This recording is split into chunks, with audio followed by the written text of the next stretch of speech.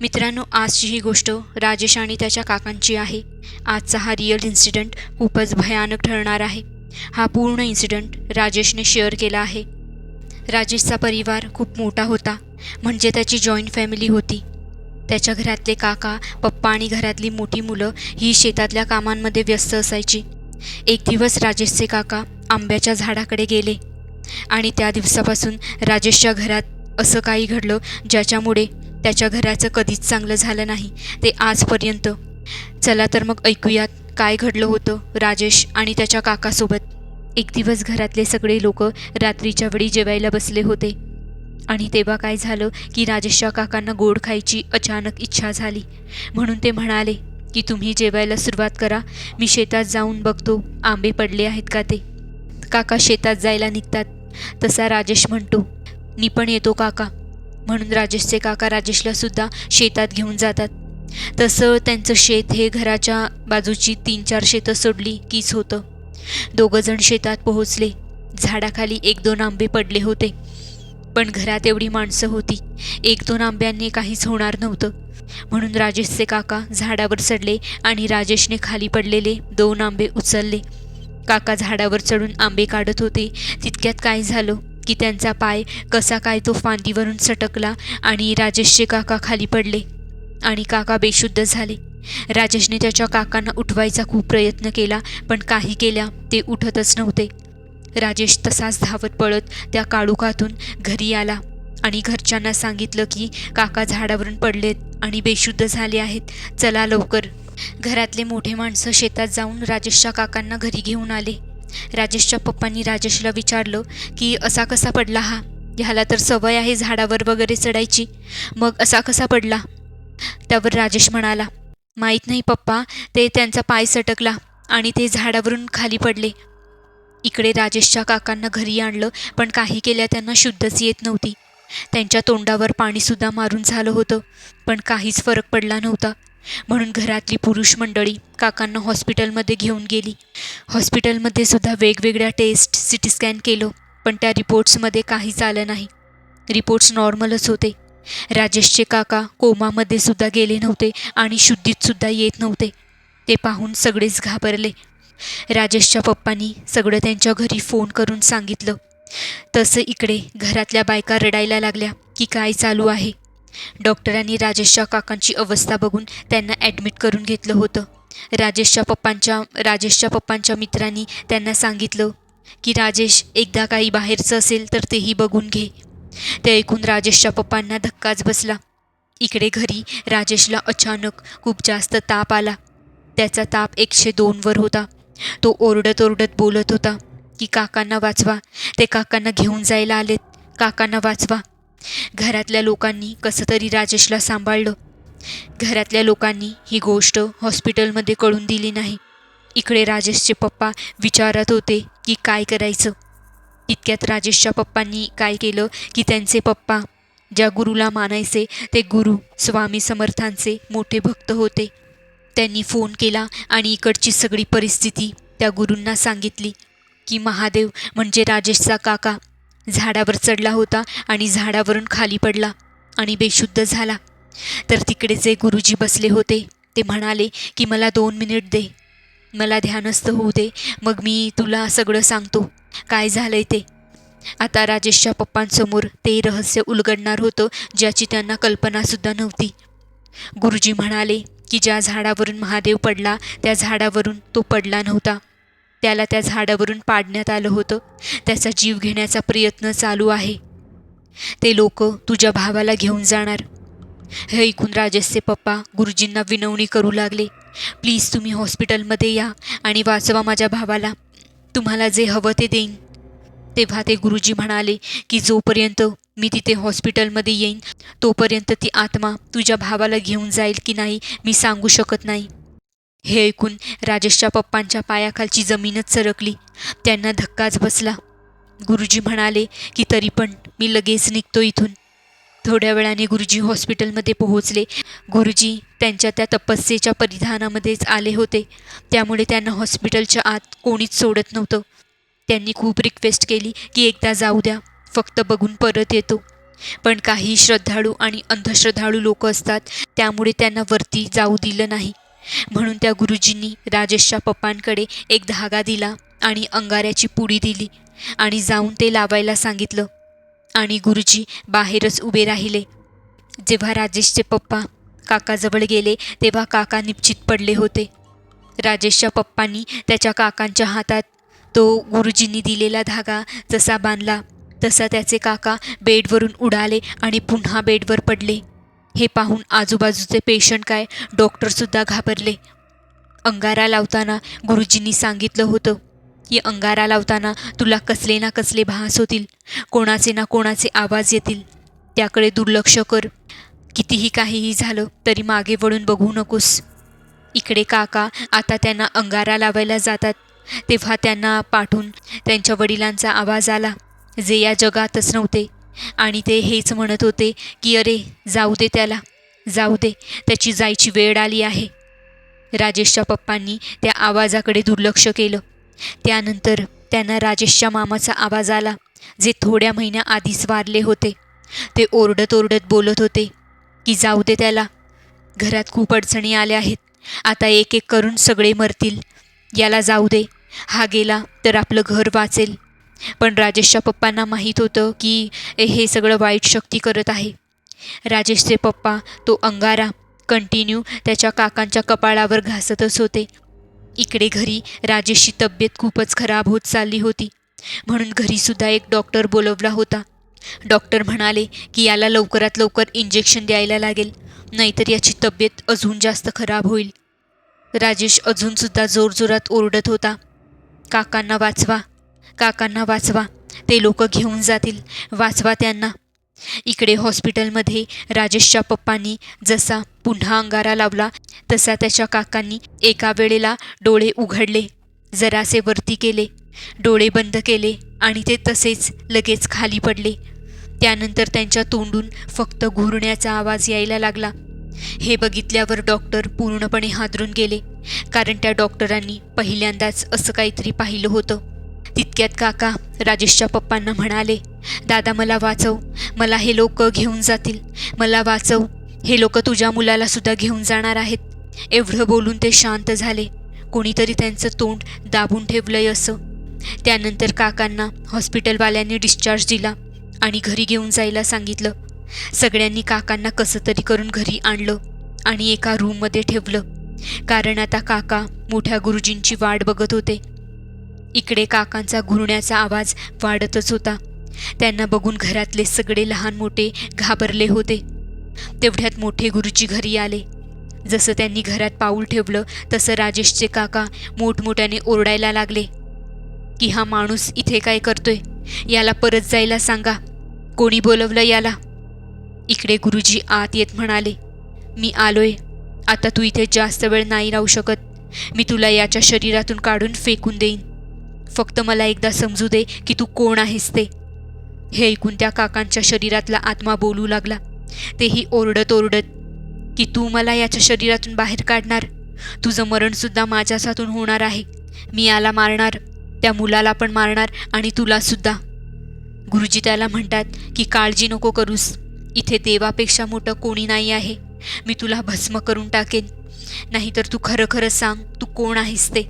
ती आत्मा राजेशच्या काकाच्या शरीरातून जोरजोरात ओरडायला लागली की याला कोणीही वाचवू शकत नाही, याला मी घेऊनच जाणार, याने खूप मोठी चूक केली आहे, याला मी घेऊनच जाणार.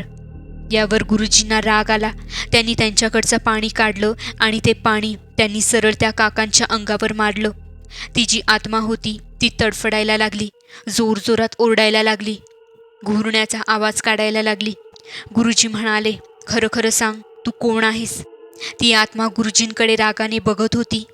त्यानंतर ती आत्मा समोरून बोलायला लागली की मी तर माझ्याच जागी होतो, माझं तिथे स्थान होतं, हा माझ्याजवळ आला, त्याने माझ्यावर चप्पल काढून ठेवली, तिकडे हलका झाला, त्यावर त्याने हात धुतले, याची एवढी हिंमत, मी याला सोडणार नाही, मी याला घेऊनच जाणार. कोणीतरी उतारा काढून मला तिथे ठेवलं होतं, मी पण वचन दिलं होतं की जोपर्यंत मला कोणी घ्यायला येत नाही तोपर्यंत मी येणार नाही, याने मला बोलवलं. त्यावर गुरुजींनी विचारलं, खरं खरं सांग काय झालेलं. ती आत्मा पुन्हा बोलायला लागली. मी तिथे होतो. दुपारच्या वेळी हा आला, माझ्याजवळ बसला. याला वाटलं की त्या साध्यासुद्धा विटा आहेत, पण ते माझं स्थान होतं, ती माझी जागा होती. इथे राजेशने सुद्धा सांगितलं की तिथे काहीतरी होतं. दुपारी काय झालं की काका खूप थकले होते. त्यांना आंब्यांचा शौक होता. त्यांनी आंबे तोडायला वरती बघितलं, पण ते थकले होते, म्हणून म्हणाले नंतर येऊन आंबे काढतो. त्यांनी काय केलं की त्यांनी तिथे चप्पल काढली, हलके झाले, तिकडे हातपाय धुतले आणि मग आम्ही घरी आलो. पण गुरुजींना अजूनसुद्धा जाणून घ्यायचं होतं की नक्की काय झालेलं. तो आत्मा घरापर्यंत कसा आला आणि राजेशच्या काकांना तो आत्मा घरातून त्या आंब्याच्या झाडाकडे कसा घेऊन गेला. दुपारी हे सगळं झालेलं. मग संध्याकाळी महादेव आंब्यांसाठी आंब्याच्या झाडाखाली कसा गेला. त्यावर तो आत्मा म्हणाला की हा आणि याच्या घरचे दुपारी शेतावर आले होते आणि निघताना हा म्हणाला, चला सगळ्यांनी माझ्यासोबत. मी पण तिकडेच होतो, मला पण संधी मिळाली. मग मी पण आलो याच्यासोबत. सायकलवर बसून मी याच्यासोबत घरापर्यंत आलो. तोपर्यंत मी त्याच्याच शरीरात होतो. मला वाटत होतं की मी याला याच्याच घरात कसंही करून मारू, पण याच्या घरात दिवा पेटलेला होता, म्हणून मी याच्या घराबाहेरच उभा होतो, याची वाट बघत. जसा हा बाहेर आला तसं मी ठरवलं याला जबरदस्ती आंब्याच्या झाडावर चढवणार. याच्यासोबत त्याचा पुतण्यासुद्धा होता. मी पूर्ण रस्ता याच्या शरीरातच होतो. त्याला आंब्याच्या झाडाखाली घेऊन आलो, त्याला वर चढवलं आणि त्याला खाली फेकून दिलं. गुरुजींनी सगळं ऐकलं आणि गुरुजी त्याला सारखं सारखं बोलत होते की बघ, याच्याकडून चूक झाली आहे, याला माहीत नव्हतं की ती तुझी जागा आहे, माफ कर त्याला. पण तो आत्मा हेच बोलत होता की मी याला नाहीतर याच्या पुतण्याला घेऊनच जाणार, दोघांपैकी एकाला घेऊनच जाणार. ठीक आहे, ह्या मुलाला मी नाही घेऊन जाणार कारण याची काही चूक नाही, पण याला मी नाही सोडणार. न कळत का होईना याच्याकडून चूक तर झाली आहे. गुरुजी ओरडून ओरडून बोलत होते, तुला आता मी शेवटची संधी देतो, याला सोडून दे, नाहीतर मी तुला भस्म केल्याशिवाय इथून जाणार नाही. गुरुजींनी खूप प्रयत्न केले, पण तो आत्मा काही जायचं नावच घेत नव्हता. शेवटी गुरुजींनी होम पेटवून त्या आत्म्याला भस्मसात करायचं ठरवलं. तो आत्मा त्याच्या अजूनही शरीरातच होता. गुरुजी म्हणाले, बोल, तू इथून जायचं काय घेशील, तुला इथून जावंच लागेल. त्याच्या शरीरातून गेला नाहीस तर मी तुला या आगीत भस्म करेन. तो आत्मा राजेशच्या काकांच्या शरीरातून मोठमोठ्याने बोलत होता, मी नाही जाणार, मी याला नाही सोडणार. याने माझ्या जागेवर घाण केली आहे, मी याला नाही सोडणार. तेव्हा गुरुजींनी काय केलं की त्यांनी त्यांच्याकडचं पाणी काढलं आणि जोरात ते पाणी त्याच्यावर फेकून मारलं. खूप मुश्किलीने तो आत्मा त्यांच्या शरीरातून जायला तयार झाला. तो म्हणाला, मला याच्या शरीरातून बाहेर काढणं एवढं सोपं नाही आहे. गुरुजींनी त्याच्या काकांच्या हाताला धागा बांधला, अंगारा लावला. त्यानंतर काकांना बरं वाटायला लागलं. त्यांचं जड अंग आता त्यांना हलकं वाटायला लागलं. त्यानंतर गुरुजींनी घरातल्या सगळ्यांना धागा बांधायला दिला आणि म्हणाले, 2 दिवसांनंतर मी या घरात पूजा करेन, होम करेन, त्यानंतरच सगळं ठीक होईल. त्यानंतर गुरुजी तिथून निघून गेले. पुढचे 2 दिवस सर्वांचेच मुश्किलीचे जाणार होते. त्यांना असं वाटत होतं की आपल्या घराबाहेर उभं राहून कोणीतरी आपल्याकडे बघत आहे. त्यांना सारखे भास व्हायचे की घरात आपल्या आसपास कोणीतरी वावरत आहे. घरात अशांती पसरली होती. कसे तरी घाबरत घाबरत ते 2 दिवस निघून गेले. 3ऱ्या दिवशी गुरुजी घरी आले. गुरुजींनी सांगितलेल्या लिस्टप्रमाणे सगळी पूजेची सामग्री आणण्यात आली. गुरुजी आले तेव्हा घरातले सगळे लोक हॉलमध्ये जमले होते. आता गुरुजींचं पुढचं बोलणं ऐकून सगळेच घाबरले. सगळ्यांच्या पायाखालची जमीनच सरकली. गुरुजींनी फक्त राजेशच्या काकांचा धागा काढायला सांगितला. तेव्हा राजेशचे पप्पा म्हणाले की तुम्ही का हे एवढं मोठं संकट ओढवून घेताय? तुम्हीच बोललेलात की जर हा धागा काढला तर तो आत्मा लगेच येईल. त्यावर गुरुजी म्हणाले की जर हा धागा काढला नाही तर ती आत्मा याच्या शरीरात येणार नाही आणि काहीच सांगणार नाही. हे ऐकून सगळेच घाबरले. म्हणजे तो आत्मा अजूनही आसपासच आहे. गुरुजी म्हणाले की तो आत्मा तुमच्या घरातच राहत आहे. तो एवढ्या सहजासहजी इथून नाही जाणार. त्याला काही ना काही आपल्याला द्यावंच लागेल. तर पुढे झालं असं की जसा काकांनी त्यांच्या हातावरचा धागा काढला तसं ते जे काका होते, जे एकदम अशक्त होते, ज्यांच्यात अजिबात ताकद नव्हती, ते अचानक एकदम सरळ ताठ होऊन बसले. त्यांचे डोळे अंगाऱ्यासारखे लाल झाले होते. आणि हे सगळं पाहून घरातली लहान मोठी पोरं आणि बायका सगळेच घाबरले. आता काकांच्या शरीरात तो आत्मा आला होता आणि गुरुजींसमोर बसून पुन्हा तेच बोलायला लागला. मला दूर केलं होतंस ना ह्याच्यापासून. काय वाटलं मी निघून जाईन? मी याला घेऊनच जाणार. गुरुजी म्हणाले की मला माहीत होतं तू असा नाही जाणार, पण तुला इथून जावं तर लागेलच. तू हे सांग की काय दिल्यावर तू जाशील? त्यावर तो आत्मा म्हणाला की दोघांपैकी एकाला दे, पोराला दे नाहीतर ह्याला दे. हे ऐकून सगळेच घाबरले. गुरुजी म्हणाले त्याच्याकडून चूक झाली आहे, सोडून दे त्याला. असं बोलून त्यांनी पुन्हा विचारलं, बोल काय घेशील इथून जायचं? जर नाही गेलास तर मला कठोर पाऊल उचलावं लागेल, ज्याने तुलाच त्रास होईल. बोल तुला कसला बळी देऊ, कोंबड्याचा की बकऱ्याचा? तो आत्मा म्हणाला तुला काय करायचे ते कर, मी नाही जाणार. रागात येऊन गुरुजींनी त्याच्यावर जोरात अंगारा फेकून मारला. तसं त्याची आत्मा जळायला लागली. गुरुजी म्हणाले बोल, परत विचारतोय, काय घेशील इथून जायचं? कोंबडा की बकरा? यापैकी एक तर घ्यावंच लागेल. गुरुजींनी पुन्हा अंगारा त्याच्यावर फेकून मारला. तसा तो अजून जळायला लागला, तडफडायला लागला. गुरुजी म्हणाले बोल लवकर, बोल लवकर. का तुला बांधून ठेवू की तुला भस्म करू? नाहीतर तू स्वतः सांग, कोंबडा की बकरा? काय घेऊन त्याच्या शरीरातून निघून जाशील? शेवटी तो आत्मा म्हणाला ठीक आहे, दोघांपैकी काही एक द्या, मी निघून जाईन. गुरुजींनी धागा बांधला आणि तो आत्मा शरीर सोडून निघून गेला.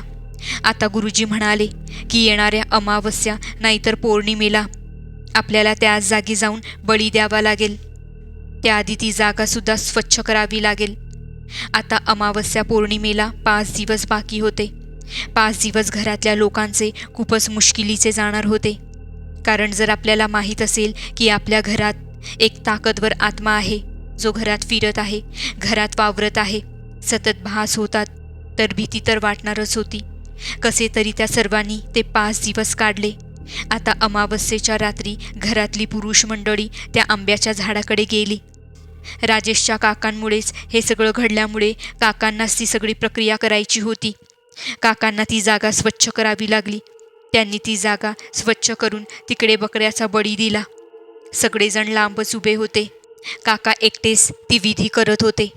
बळी दिल्यावर काका जिथे सगळे उभे होते तिकडे गेले आणि त्यांनी गुरुजींना सांगितलं की मी जेव्हा परत येत होतो तेव्हा मला मागून आवाज येत होते. माझ्या घरातल्यांचे आवाज येत होते, जे मेले होते. ते बोलत होते की आम्हाला काय इथे सोडून जातोयस, आम्हाला पण घेऊन चल, मागे बघ. त्या गुरुजींचं नको ऐकूस, आम्हाला घेऊन चल तुझ्यासोबत. त्यानंतर गुरुजी म्हणाले तुमच्या चपला इकडेच फेकून द्या. घराच्या आत इथल्या मातीचा एक कणसुद्धा गेला नाही पाहिजे. आणि घरी गेल्यावर सगळ्यांनी अंघोळ करा आणि कपडे जाळून टाका. ते झाल्यावर गुरुजींनी काकांना विचारलं आता कसं वाटतंय? तेव्हा काका म्हणाले की आता बरं वाटतंय, कसलं तरी मोठं ओझं कमी झाल्यासारखं वाटतंय. त्यानंतर गुरुजींनी राजेशला विचारलं की राजेश काय झालेलं? राजेश म्हणाला की जेव्हा मी काकांना बोललो की मला पण यायचं आहे तेव्हा काका मला घेऊन बाहेर आले, पण पूर्ण रस्ता ते माझ्यासोबत काहीच बोलले नाही. मी त्यांना काही ना काही विचारत होतो पण त्यांनी काहीच उत्तर दिलं नाही. गुरुजी काकांना म्हणाले आता सगळं संपलं आहे. ती आत्मा आता इथून निघून त्याच्या जागेवर गेली आहे. त्याला त्याचा बळी दिला गेला आहे. त्यानंतर गुरुजी तिकडून निघून गेले. पण राजेश सांगतो की आता आम्ही सगळे वेगळे झालो आहोत. सगळ्यांनी मोठी मोठी घरं बांधली आहेत, पण माझे काका आजही त्याच जुन्या घरात आहेत. त्यांची दोन्ही मुलं कामाला आहेत, पण ते त्यांच्या आयुष्यात काहीच चांगलं करू शकले नाहीत. ते जिथे होते तिथेच आहेत. तर मित्रांनो, ही भयानक गोष्ट, हा भयानक अनुभव तुम्हाला कसा वाटला कमेंट्समध्ये जरूर कळवा. आणि अशाच पुढच्या गोष्टीसाठी चॅनेलला सबस्क्राईब करायला विसरू नका.